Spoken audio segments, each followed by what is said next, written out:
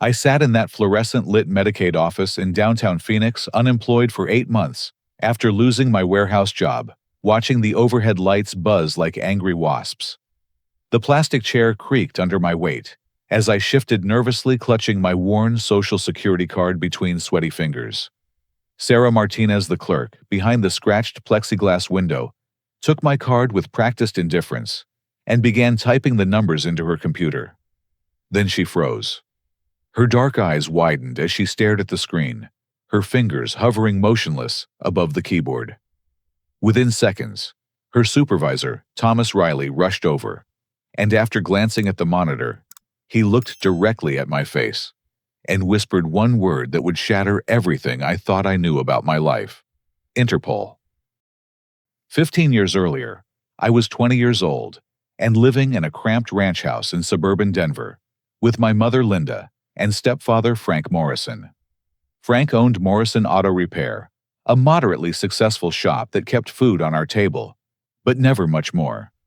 He was a stocky man with calloused hands and perpetually grease-stained fingernails, who treated me with the kind of cold politeness you'd show a neighbor's kid who overstayed his welcome. The night everything changed, I had just walked across the stage at Front Range Community College to receive my automotive technology certificate. I was buzzing with excitement, thinking maybe Frank would finally see me as worthy of respect, maybe even offer me a real position at his shop, instead of the occasional weekend cleanup jobs he grudgingly allowed me to do for $20. I burst through the front door, holding my certificate like a trophy, calling out, "Frank, Mom, I did it." But the celebration I'd imagined never came. Frank was sitting at the kitchen table, with an empty whiskey bottle beside 3 crumpled beer cans. His bloodshot eyes fixed on me, with a hatred I'd never seen before, even during our worst arguments. Linda stood by the sink, her shoulders hunched forward in that defensive posture I knew meant trouble was coming. "You did what?" Frank's voice was thick with alcohol, and something darker. "You think that piece of paper makes you somebody?" I held up my certificate, confused by his hostility. "I thought you'd be proud. I can help at the shop now. Really contribute to..." Contribute. Frank's laugh was harsh and bitter. He stood up so fast his chair fell backward, clattering against the linoleum. "You want to contribute to my family? You're not my blood boy. Never were, never will be." The words hit me like a physical blow, but what came next was worse. Frank stormed past me to my bedroom and began systematically destroying everything that proved I'd ever existed in that house. He grabbed photo albums from my dresser, ripping out every picture that showed me as a child. Birthday photos, school pictures, Christmas morning snapshots, all torn into pieces and stuffed into a garbage bag. "Frank, please stop," Linda whispered, but she made no move to interfere. Next came my school records. Frank yanked open my desk drawer and pulled out report cards, awards, even the stupid participation certificates from elementary school field day events. Everything went into the bag.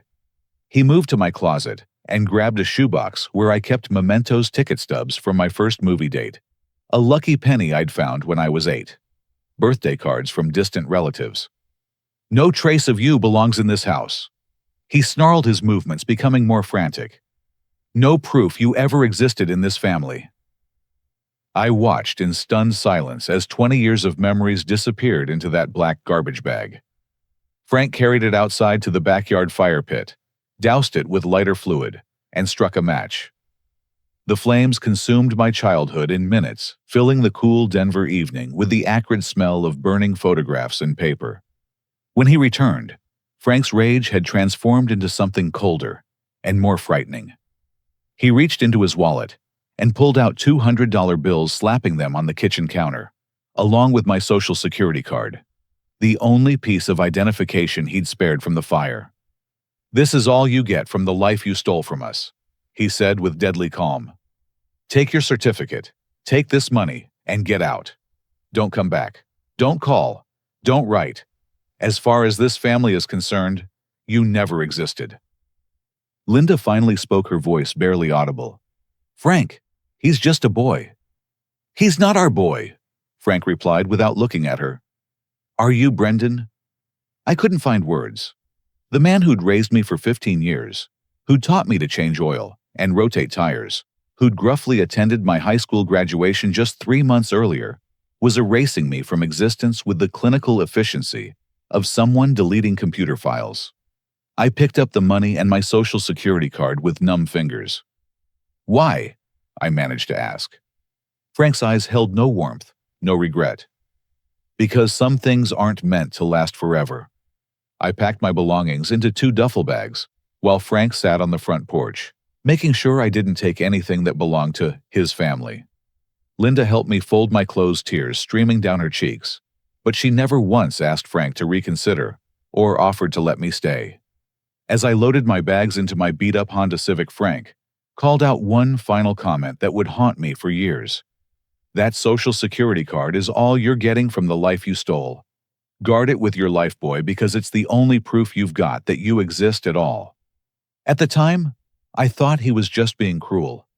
Sitting in that Medicaid office 15 years later, staring at Sarah Martinez's terrified expression, I realized Frank might have known something about my identity that even he didn't fully understand. Sarah Martinez's hands trembled as she reached for her phone, never taking her eyes off the computer screen. "Thomas, you need to see this immediately," she called to her supervisor, her voice cracking with tension. Thomas Riley, a heavy-set man in his 50s, with tired eyes, hurried over to Sarah's workstation. When he saw what had caused her distress, his face went pale. "Jesus Christ," he muttered under his breath. "How long has this flag been active?" "Since 1995, Sarah replied, pointing at the screen. "It says the Social Security number belongs to a child reported missing, and the case was flagged by Interpol for international monitoring." I leaned forward in my plastic chair, struggling to process their conversation. "I'm sorry, but what exactly are you looking at?" Thomas turned to face me, his expression mixing professional concern with obvious confusion. "Sir, I need to ask you to remain calm while I make some phone calls. This Social Security number you've provided shows up in our system as belonging to a missing child from Connecticut." "That's impossible," I said, though, even as the words left my mouth, I felt a cold certainty settling in my stomach. "I've had this number my whole life. I was born in Colorado." "Where in Colorado?" Thomas asked, pulling out a notepad. I opened my mouth to answer, then realized I didn't actually know. Linda had always been vague about the details of my birth, claiming the hospital records were lost in a fire. Frank had never shown interest in discussing my early years, always changing the subject whenever I asked about baby photos or birth certificates. "I'm not sure," I admitted. "My mother never really talked about it." Thomas exchanged a meaningful look with Sarah before reaching for his phone. "I'm going to contact the FBI field office. Agent Jessica Chen specializes in missing persons cases. She'll want to speak with you directly." While we waited, Sarah printed out the information on her screen. The details were sparse, but terrifying Social Security number flagged in 1995, case number, linked to Hartford Police Department, child's name, listed as Brandon Ashworth, last seen in Connecticut. "Brandon," I whispered, testing the unfamiliar name. "Not Brendan." Agent Chen arrived within 2 hours, a sharp-featured woman in her 40s, wearing a crisp navy suit and carrying a thick manila folder. She introduced herself with a firm handshake and guided me to a private conference room the Medicaid office let us borrow.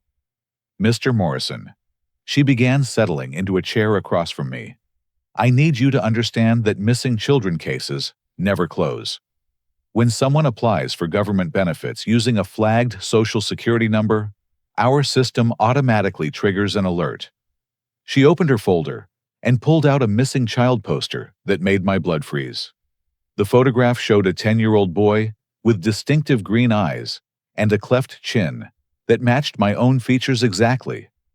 The child's name was listed as Brandon Ashworth, last seen on March 15, 1995 in Hartford, Connecticut. This child disappeared from his home in Hartford when he was 10 years old. Agent Chen continued. His parents, Robert and Patricia Ashworth, owned Ashworth Pharmaceuticals, a major company in the Northeast. Brandon was their only child at the time. I stared at the poster, unable to deny the resemblance. At the time, they had another child 2 years later, a daughter named Chloe, but she also disappeared as an infant in 1997. The room felt like it was spinning. 2 missing children from the same family. Agent Chen nodded grimly, which suggests this wasn't random. Someone specifically targeted the Ashworth family. She pulled out another document, this one showing a timeline of events.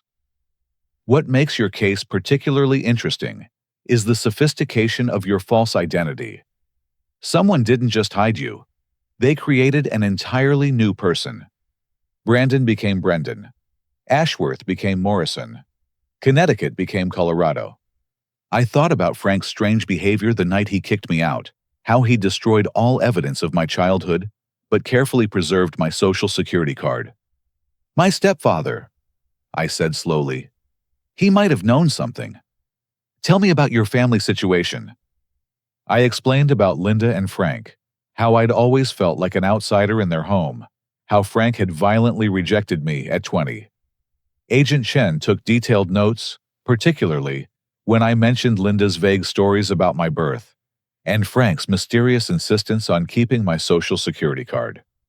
I'll need to speak with both your mother and stepfather immediately, she said. Frank died 3 years ago, heart attack, and Linda? I hesitated. I haven't talked to her in years. After Frank kicked me out, she chose his side. I don't even know if she still lives in Denver. Agent Chen made another note. We'll find her. In the meantime, I'm arranging for DNA testing to confirm your identity. If you are Brandon Ashworth, your biological parents need to know you're alive. What if they don't want me back?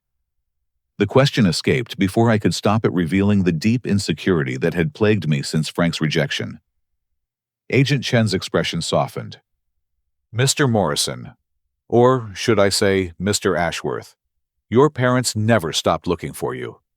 They've spent millions on private investigators-funded missing children organizations and maintained a substantial reward for information leading to your recovery. If you are their son, they'll want you back. As I left the Medicaid office that day, Agent Chen handed me her card and a victim services brochure. We'll start by tracking down your mother. She has answers we need.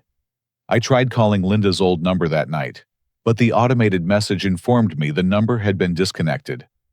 After 15 years of silence between us, I was about to discover that Linda Morrison had vanished just as completely as Brandon Ashworth. Agent Chen proved remarkably efficient at tracking down people who didn't want to be found. Within 3 days, she'd uncovered Linda's employment history across multiple Colorado hospitals, revealing a disturbing pattern of sudden job changes and unexplained relocations every 12 to 18 months. She worked as a nurse's aide, Agent Chen explained during our second meeting at the FBI field office in Phoenix. Always in different hospitals, always under the same name, but never staying anywhere long enough to build relationships or accumulate benefits. The employment records painted a picture of someone constantly looking over her shoulder. Linda had worked at Denver General Colorado Springs, Memorial Boulder Community Hospital, and 6 others between 1996 and 2020, when her trail went completely cold. 2020, I noted. That's when Frank died. Exactly. After his death, Linda Morrison effectively disappeared from all official records in Colorado. Agent Chen's investigation had revealed something else. Troubling Linda had no verifiable history in Colorado prior to 1996. No birth certificate, no school records, no previous employment. She'd appeared in Denver the same year Brandon Ashworth disappeared from Connecticut, arriving with a 10-year-old boy and a convincing backstory about escaping an abusive relationship. How did you find her current location? I asked. Social Security disability payments, Agent Chen replied with satisfaction. She's been receiving benefits for chronic back pain since 2021, but the payments are being direct deposited to an account in Las Vegas, Nevada. She's living in a senior community under the name Margaret Walsh. The 3-hour drive to Las Vegas gave me time to prepare for a conversation I'd been dreading for years. I'd imagined confronting Linda many times, usually in anger demanding to know why she'd abandoned me when Frank kicked me out. Now I was driving toward her with questions that could destroy whatever remained of my understanding of my own life. Sunset Gardens. Senior living was an upscale community with manicured lawns and Spanish-style architecture that seemed far too expensive for someone living on disability payments. Agent Chen and I found Linda in the community garden, tending to a small plot of tomatoes and peppers. She looked older than her 62 years, her hair completely gray, and her movements careful and deliberate. When she saw me approaching, the watering can slipped from her hands, hitting the ground with a metallic clang. "Brendan!" she whispered, her face cycling through disbelief, fear, and something that might have been relief. "Hello, Linda," I said, surprised by how calm my voice sounded. "We need to talk." Agent Chen introduced herself and showed her credentials. Linda's shoulders sagged, as if a weight she'd been carrying for decades had finally become too much to bear. "I've been waiting for this day," Linda said quietly. "I knew it would come eventually." We moved to a quiet corner of the community lounge where Linda's composure crumbled completely. Through tears, she told us a story that was both heartbreaking and infuriating. In 1995, Linda Morrison was actually Linda Martinez, a struggling single mother working as a hospital cleaner in Denver. She was behind on rent, facing eviction, and desperate to provide for her own 7-year-old daughter, who was living with Linda's sister because Linda couldn't afford childcare. That's when a man calling himself David Parker approached her with an offer that seemed too good to be true: care for a sick child for a few months, while his family sorted out a custody dispute, and she'd receive $50,000 plus ongoing monthly payments. "He said the boy's father was abusive," Linda explained, her voice breaking. "He showed me medical records, photos of bruises. He said they needed to hide Brandon somewhere safe until the courts could protect him." David Parker had provided everything: false identification documents, a new backstory, money for first month's rent, on a house in a different part of Denver. Linda was instructed to enroll Brandon in school under the name Brendan Morrison, and to tell anyone who asked that she was recently divorced and starting fresh. "I thought I was saving you," Linda said, looking directly at me. "David showed me newspaper clippings about child abuse cases, told me your biological father had connections that could make you disappear permanently if we didn't act quickly." The monthly payment started immediately: $2,000 deposited into an account David Parker set up for her. With that money, Linda could afford to bring her own daughter back to live with her, could provide a stable home for both children. "What happened to your daughter?" I asked. Linda's face collapsed. "Pneumonia when she was 9. Just 2 years after you came to live with us. The doctors said her immune system was weakened from the stress and poor nutrition during those early years when I couldn't care for her properly." The tragedy explained so much about Linda's behavior: her desperate need to protect what remained of her family, her willingness to go along with Frank's cruelty because she couldn't risk losing the security that allowed her to survive. "When did you learn the truth about me?" "Not until you were 16, Linda admitted. "I saw a missing children documentary on television and recognized your face in one of the photos. That's when I realized David Parker had lied about everything." "Why didn't you contact the police then?" Linda looked at me with eyes full of pain and regret. "Because I loved you, like my own son by then. Because I was terrified they'd take you away and put you back with people who might hurt you. Because I was a coward who had already taken money for keeping quiet." Agent Chen leaned forward. "Linda, we need to know about the recent payments. Our investigation shows you've been receiving $5,000 monthly for the past 4 years. Linda's face went white. "How did you know about that?" "Financial Crimes Unit. The payments increased substantially after Frank Morrison died." "Why?" Through halting confessions, Linda revealed that Frank had discovered the payments in 2020 while going through Linda's financial papers after she was hospitalized for back surgery. When he learned about the money, Frank had threatened to expose everything unless Linda gave him half of all future payments. That's why Frank suddenly had money to expand his auto shop, I realized. "He was blackmailing you." Linda nodded miserably. He said if I ever stopped sharing the money, he'd tell the police I was a kidnapper. I was trapped between David Parker and Frank, both of them controlling my life through fear. Agent Chen made careful notes. Linda, when was the last time you heard from David Parker? Last month, Linda whispered. He called me and said someone was asking questions about you. He told me to change my name again and move somewhere new. He said if I cooperated, the payments would continue. If I didn't, he threatened you. He said the boy might start remembering things, start asking questions. He said it would be better for everyone if I disappeared before that happened.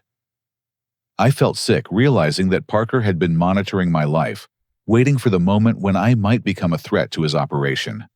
My application for Medicaid benefits had triggered exactly the investigation he'd been trying to prevent. As we prepared to leave Las Vegas, Agent Chen asked Linda one final crucial question. Do you have any way to contact David Parker? Linda hesitated, then reached into her purse and pulled out an old flip phone. He gave me this years ago. Said to only use it for emergencies. There's one number programmed in it. Agent Chen took the phone with visible excitement. This could be exactly what we need to track him down. On the drive back to Phoenix, I couldn't shake the image of Linda in that garden watering plants, with hands that had been stained by decades of fear and guilt. She wasn't the villain I'd imagined during all those years of feeling abandoned.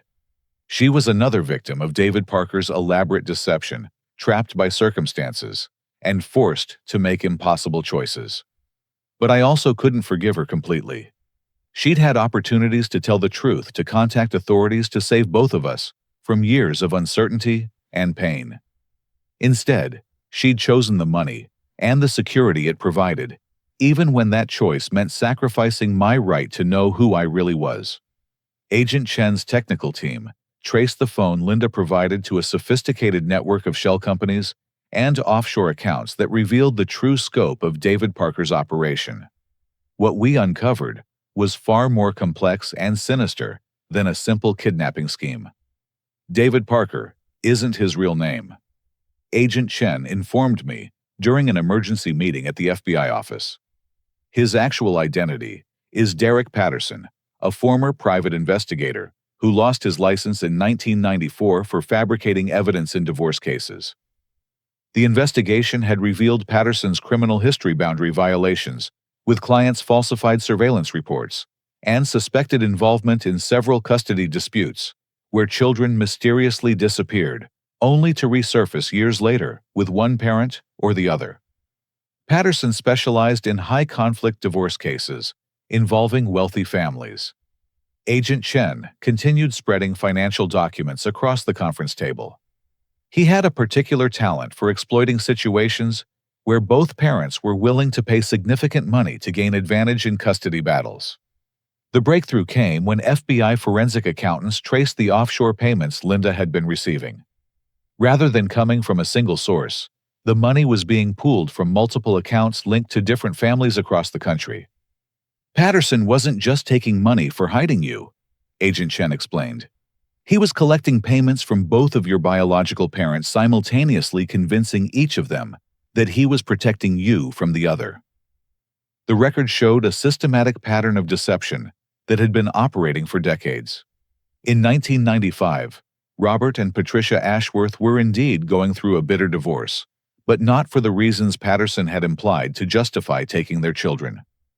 Your biological father, Robert Ashworth, hired Patterson to investigate your mother, Patricia, during their divorce proceedings. Agent Chen said, showing me court documents from the case. Robert suspected Patricia of having an affair and wanted evidence to secure custody of you and any future children. However, Patterson's investigation had uncovered something different.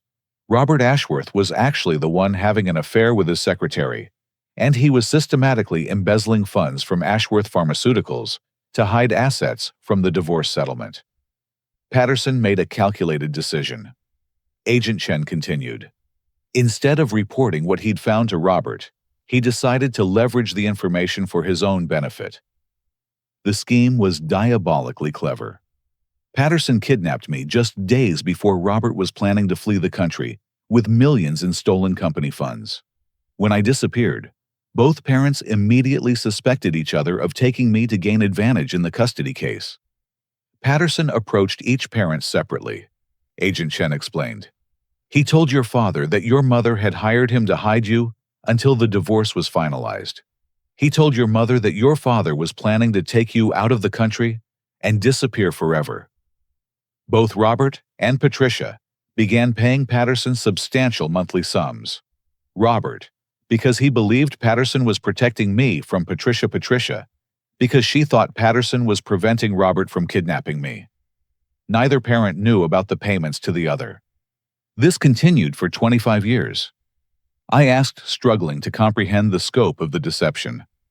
It gets worse, Agent Chen said grimly. When your sister Chloe was born in 1997, Patterson kidnapped her as well using the same technique. He convinced both parents that the other was planning to take Chloe, and the payments doubled. The financial records showed Patterson had collected over $3 million from the Ashworth family alone, not including insurance payouts he'd arranged through fraudulent policies and trust fund distributions he'd manipulated by providing false documentation of the children's ongoing care. But the most chilling revelation came when Agent Chen showed me recent obituaries from Connecticut newspapers. Your biological parents, Robert and Patricia Ashworth, died in a car accident in December 2020, she said quietly, just 6 months after Frank Morrison's death. The timing was not coincidental. After Frank died, Linda had contacted Patterson to report Frank's threats and her fears about continued blackmail. Patterson apparently decided that too many people knew about his operation and began eliminating potential witnesses. We believe Patterson killed them by tampering with their car's brake system, Agent Chen continued. With both parents dead, he gained access to the Ashworth Family Trust Fund, which continues automatic payments for both missing children's care and support. I felt nauseated. He's been collecting money from a trust fund that was set up for me and my sister. Over $400,000 annually distributed through various accounts and shell companies. Patterson has been living quite comfortably while you've struggled with unemployment and poverty. Agent Chen pulled out surveillance photos showing an elderly man in expensive clothes entering a luxury high-rise apartment building in Scottsdale, Arizona. We've identified Patterson's current location.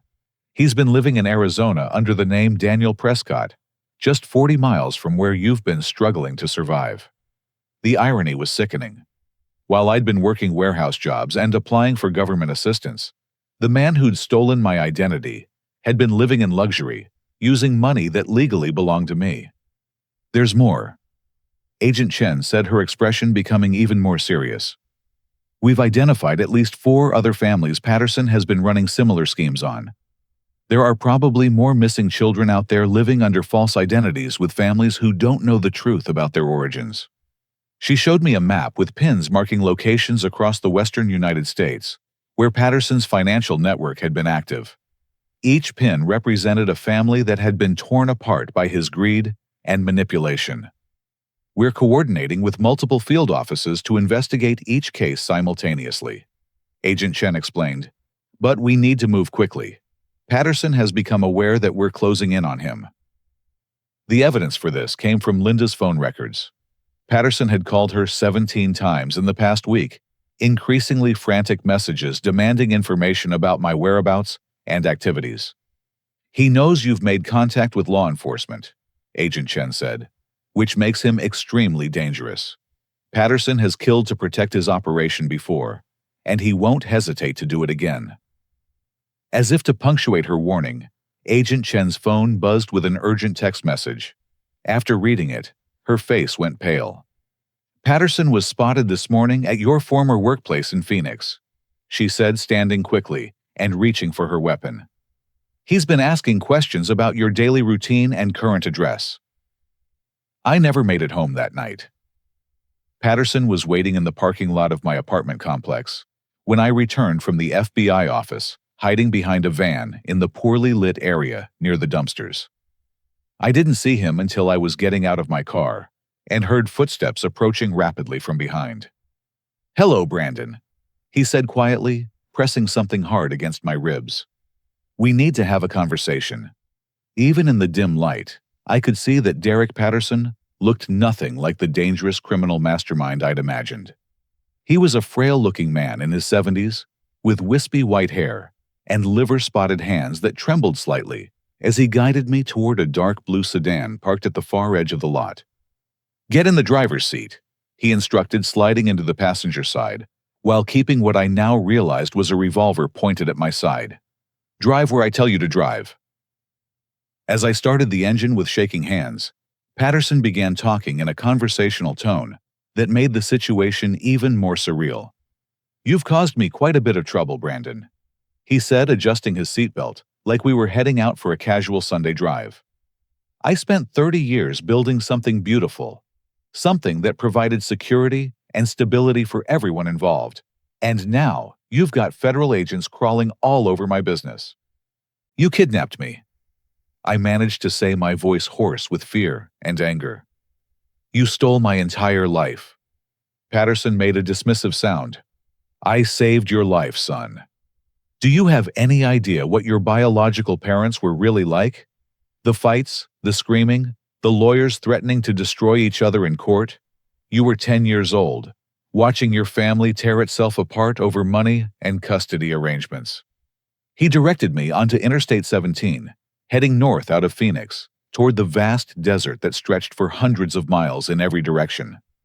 The isolation of our destination was becoming terrifyingly clear. I gave you a stable home with Linda. Patterson continued, seemingly oblivious to my terror. She was a good woman who needed money to care for her own daughter. Your biological parents were so busy trying to hurt each other that they barely noticed you were gone for the first 3 days. That's not true. Isn't it? Patterson's laugh was dry and bitter. Agent Chen showed you the missing child posters, I'm sure. But did she tell you that your father Robert was planning to disappear to the Cayman Islands with $12 million in stolen pharmaceutical patents? Did she mention that your mother Patricia was having an affair with Robert's business partner and planning to destroy the company out of spite? I forced myself to focus on driving while processing this new information. Even if Patterson was telling the truth about my parents' flaws, it didn't justify what he'd done to multiple families over 3 decades. Turn off at exit 214, Patterson instructed. Head west on the dirt road. We were driving into the Sonoran Desert, now following a barely visible track that led toward a cluster of abandoned buildings that had probably been a mining operation decades earlier. The headlights illuminated sagebrush and barrel cacti, but no signs of human habitation for miles. Where are we going? Somewhere quiet where we can discuss your future without interruption, Patterson replied. I have a proposition for you, Brandon. Something that could benefit both of us.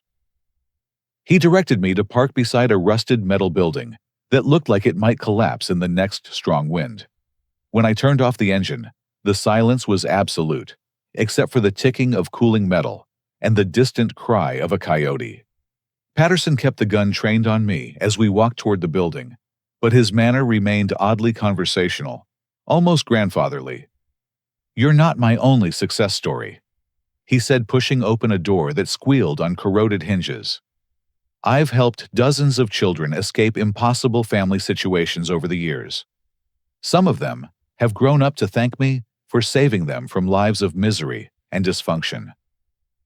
Inside the building, battery-powered lanterns provided harsh white light that threw strange shadows against the rusted walls. Patterson had clearly been using this place as a meeting location. There were folding chairs, a card table, and several boxes of documents stacked in the corners. Sit down, Patterson instructed, gesturing to one of the chairs. I want to show you something. He opened one of the boxes and pulled out a thick manila folder with my name written on the tab. Inside were photographs, documents, and surveillance reports that documented my entire life from age 10 to 35. I've been watching over you for 25 years, Patterson said with something that sounded like pride. Making sure you were safe, ensuring Linda had the resources to provide for you, monitoring your development and progress. The photographs were disturbing in their intimacy, pictures of me, walking to school, graduation ceremonies, my first apartment, even recent photos of me at the warehouse where I'd worked until 8 months ago. You've been stalking me. I've been protecting you, Patterson corrected. Do you think it was coincidence that Linda always seemed to have just enough money for rent and groceries? That you got that scholarship to community college? That warehouse job you lost was failing financially until I arranged for them to receive a contract that kept them afloat for 3 more years. I stared at him in disbelief. You've been manipulating my entire life. I've been ensuring your success and safety, Patterson replied calmly, which is why my current proposition should interest you. He pulled out another folder, this one containing photographs of a young woman with distinctive green eyes and the same cleft chin I saw in the mirror every morning. Your sister Chloe, Patterson said, watching my reaction carefully. She's 28 years old now, living in Portland, Oregon, under the name Claire Williams. She's a successful veterinarian, married to a good man, completely unaware of her true identity. The photographs showed a woman who looked unmistakably like family. Same facial structure, same unusual eye color, same expressions I'd seen in my own childhood pictures before Frank destroyed them. She's alive. Very much alive, and very happy, Patterson confirmed. Just like you could be if you're willing to listen to reason. He leaned forward in his chair, his expression becoming more intense. Here's my offer, Brandon. I'm 73 years old and dying of pancreatic cancer. I have maybe 6 months left, and I'd prefer to spend them in freedom rather than in a federal prison. Patterson opened another folder containing financial documents and bank account information. The Ashworth Family Trust currently contains over $8 million that legally belongs to you and your sister, he said. I can give you the account numbers, transfer codes, everything you need to access that money immediately. I can also provide you with complete information about 4 other children I've helped over the years, along with their current locations and new identities. In exchange for what? Simple. You disappear again. New identity, new location, enough money to live comfortably for the rest of your life. You never testify against me, never cooperate with law enforcement, never try to contact your biological family's relatives. Patterson's offer was delivered with the casual confidence of someone who'd successfully manipulated people for decades. Think about it rationally, Brandon. Your biological parents are dead. You have no real connection to the Ashworth family or their business interests. You've spent 25 years building a life as Brendan Morrison. Why throw that away to become someone you never really were? Because it's the truth, I said, surprised by the steadiness of my own voice. Because there are other families out there who deserve to know what happened to their children. Because what you did was wrong regardless of your motivations.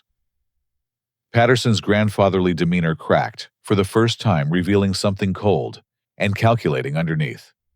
Wrong, he repeated, his voice hardening. I prevented you from growing up in a family that was destroying itself with greed and hatred. I gave you 25 years of normal life with people who loved you. I provided Linda with the resources to care for her own daughter during her final years. How is any of that wrong? You kidnapped children and extorted money from their families for 30 years. I created solutions for impossible situations, Patterson snapped. Do you think Robert and Patricia Ashworth would have been loving parents while they were stealing from their own company and planning to destroy each other in court? Do you think you would have been better off growing up in that toxic environment? He stood up abruptly, the gun in his hand shaking with emotion. I'm offering you $8 million and the location of your sister. That's more than most people see in their entire lifetimes. Take the money, disappear, and let me spend my final months in peace. And if I refuse? Patterson's smile was cold and empty. Then, you'll join your biological parents in an unfortunate accident, and I'll have to make alternative arrangements for your sister's future. The threat was delivered with the same casual tone he'd used to describe the weather, but I could see in his eyes that he meant every word. This man had been killing people to protect his operation for decades, and he wouldn't hesitate to add me to the list. But I'd learned something important during my conversation with Linda in Las Vegas. Fear had controlled too much of my life already. Frank's emotional abuse, Linda's silence, my own insecurities about belonging anywhere. I was tired of being a victim of other people's choices. I need to think about it. I said, buying time while I tried to figure out how to activate the emergency app Agent Chen had installed on my phone without Patterson noticing. "You have until sunrise," Patterson replied, checking his watch. "Then we either shake hands on a deal or we say goodbye permanently." As Patterson turned to examine the documents he'd spread across the table, I slowly reached into my pocket and found my phone. My fingers located the emergency button Agent Chen had shown me, a feature that would immediately transmit my location to the FBI field office and activate my phone's microphone so agents could monitor the situation. I pressed the button and prayed that help was already on the way. The emergency signal I'd activated brought Agent Chen and a full FBI tactical team to the abandoned mining site within 45 minutes. Patterson never had a chance to carry out his threats. The building was surrounded before he realized what was happening. When the arrest was over, and Patterson was being transported to federal detention, Agent Chen found me sitting outside the rusted building, shaking from adrenaline and emotional exhaustion. "Are you injured?" she asked, checking me for signs of physical harm. "Just scared," I admitted. "He was going to kill me if I didn't agree to disappear." "He won't be killing anyone else," Agent Chen assured me. "We found enough evidence in his Phoenix apartment to connect him to at least 6 suspicious deaths over the past 15 years, including your biological parents." With Patterson in custody, the FBI moved quickly to locate and contact the other families affected by his schemes. The case that had started with my Social Security number in a Medicaid office was expanding into one of the largest missing children recovery operations in recent history. "We've identified 12 children who were taken by Patterson over the past 30 years, Agent Chen explained during a debriefing session. "Your sister Chloe is our top priority for contact and recovery." The flight to Portland was the longest 3 hours of my life. I was traveling to meet a sister I barely remembered to deliver news that would completely upend her understanding of her own identity. Agent Chen had contacted the Portland field office, and local agents were already conducting surveillance of Chloe Williams to ensure Patterson hadn't sent associates to threaten her. We found her at the veterinary clinic, where she worked a modern facility in an upscale neighborhood that specialized in treating exotic animals. Through the window, I could see her examining what appeared to be an injured hawk, her movements gentle and confident.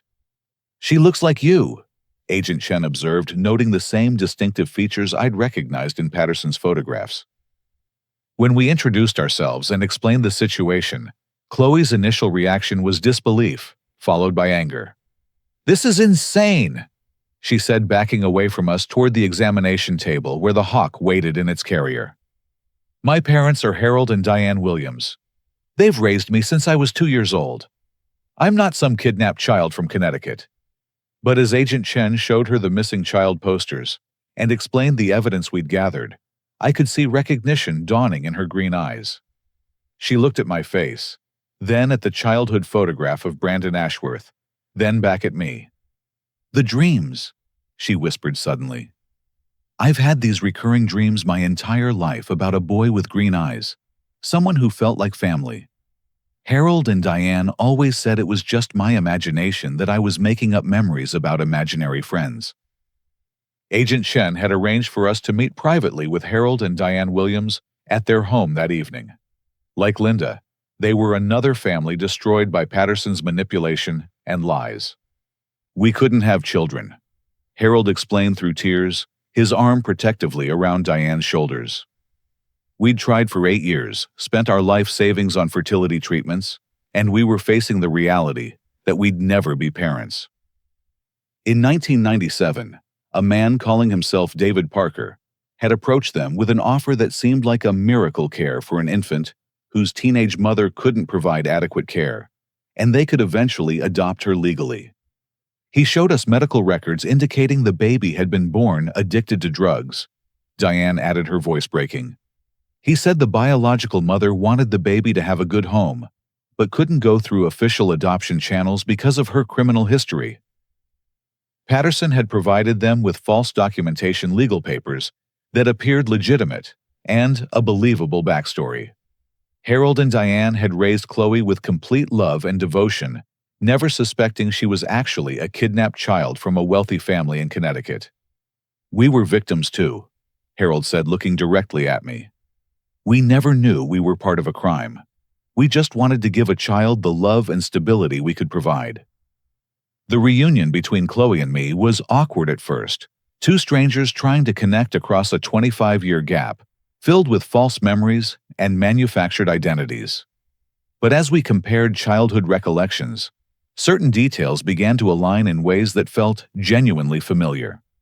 "I remember someone teaching me to tie my shoes using a song about bunny ears," Chloe said during our second day together.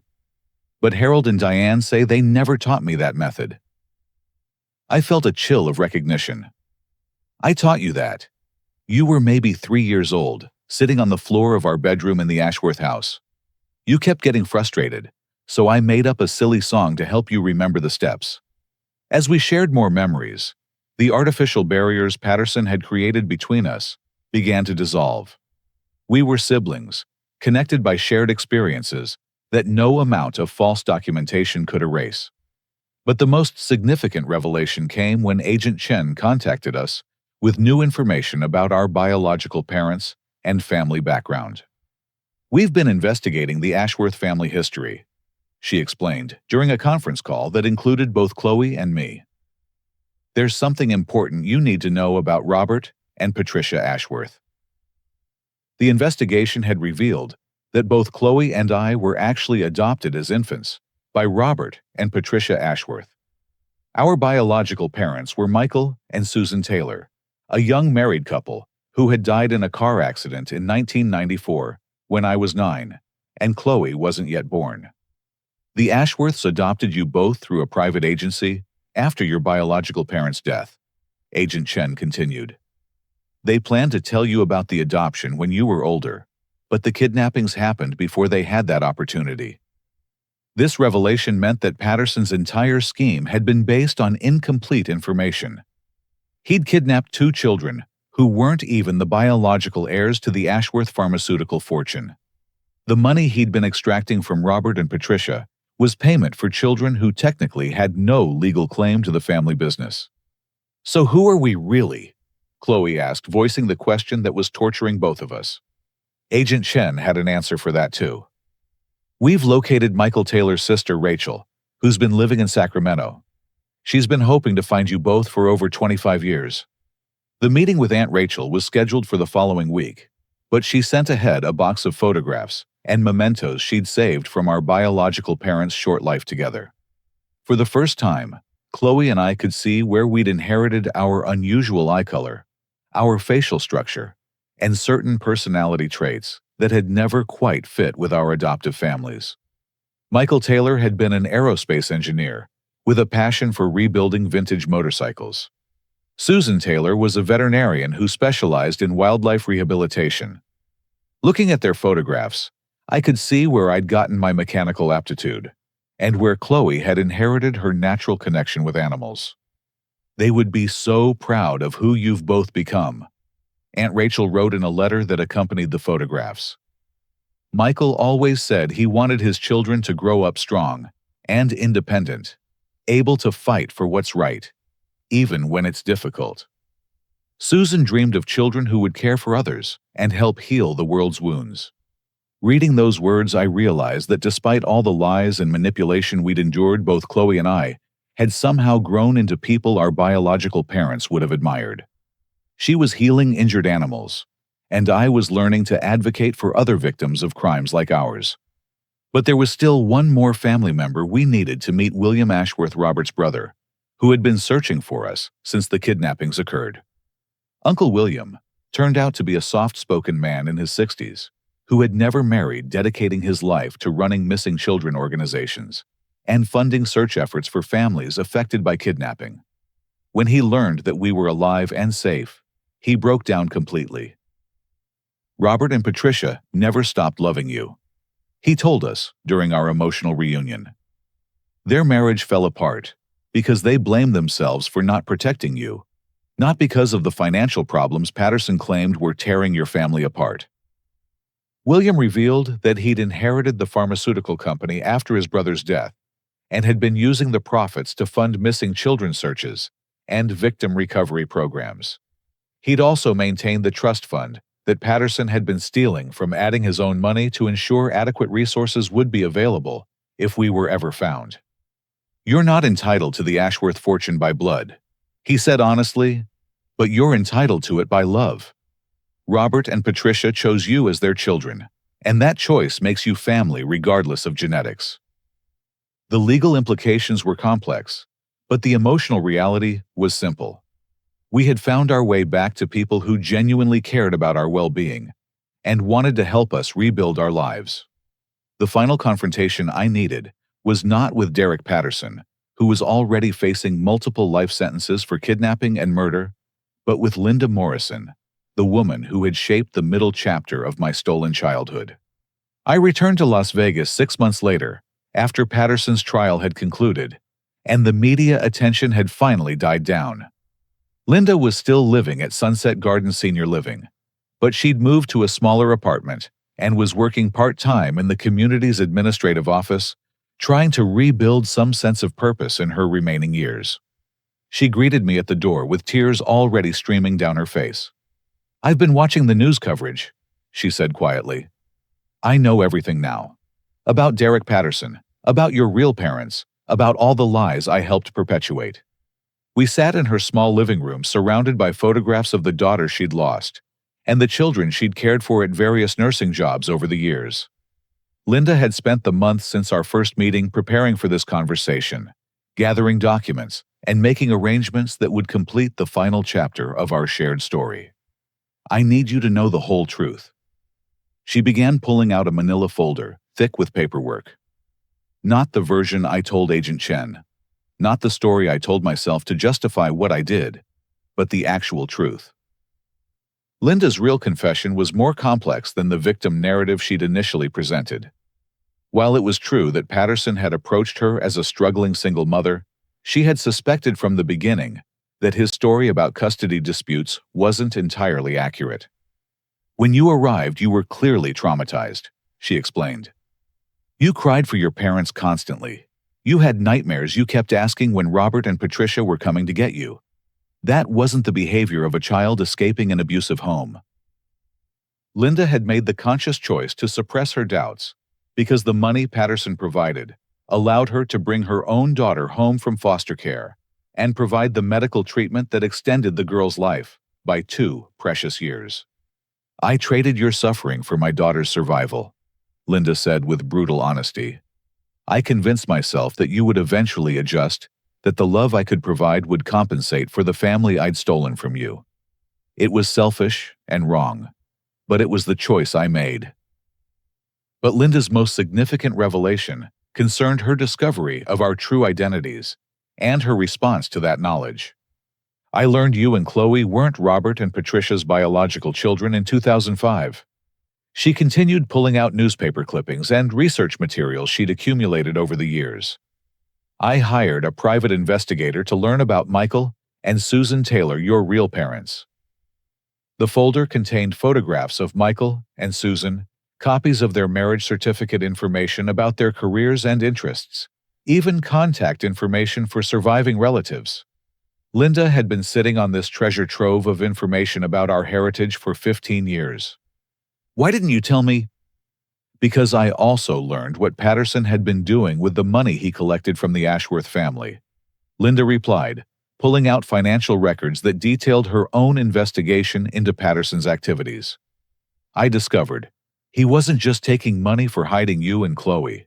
He was running similar schemes with at least a dozen other families." Linda had made a decision that surprised me. Starting in 2005, she began secretly donating 80% of Patterson's monthly payments to legitimate missing children organizations and family reunification programs. Over the past 15 years, I've donated over $1 million to organizations that help find missing children and support reunited families," she said, showing me detailed records of her charitable contributions. The donations were made in Michael and Susan Taylor's names. The revelation recontextualized Linda's modest lifestyle, despite receiving substantial monthly payments. She'd been living on a fraction of Patterson's money, while using the rest to fund the kind of work that might eventually reunite other stolen children with their real families. "I couldn't undo what I'd done to you and Chloe," Linda explained, "but I could try to prevent other children from suffering the same fate." She led me to a storage closet, where she'd maintained a safety deposit box key and detailed instructions for accessing items she'd been saving for 20 years. Inside the box were personal belongings that had belonged to Michael and Susan Taylor Susan's veterinary school class, Ring Michael's engineering tools from his first job, their wedding album, and letters they'd written to their future children before they died. "I purchased these from the estate sale after their accident," Linda said. "I thought someday you and Chloe would want to know about your real parents, but I was too much of a coward to give them to you, while it meant confessing what I'd done." Among the items was a letter Michael had written to his unborn children, expressing his hopes that they would grow up to be strong, compassionate people who fought for justice and helped others heal from trauma. Reading his words, I realized that despite all the lies and manipulation we'd endured, both Chloe and I had somehow grown into exactly the kind of people our biological father had dreamed we would become. The final surprise was Linda's revelation about Patterson's threat to kill infant Chloe in 1997. "When he took your sister, Patterson initially planned to eliminate her as too risky to place with another family," Linda confessed. "I convinced him to let me find a suitable family for her by threatening to expose his entire operation if he hurt her." Linda had specifically chosen Harold and Diane Williams because their desperate desire for a child meant they would provide Chloe with genuine love and protection even while unknowingly participating in Patterson's scheme. "I saved your sister's life," Linda said simply, "but I did it by perpetuating the same lie that had stolen both of your childhoods." The legal resolution of Linda's case reflected the complexity of her situation.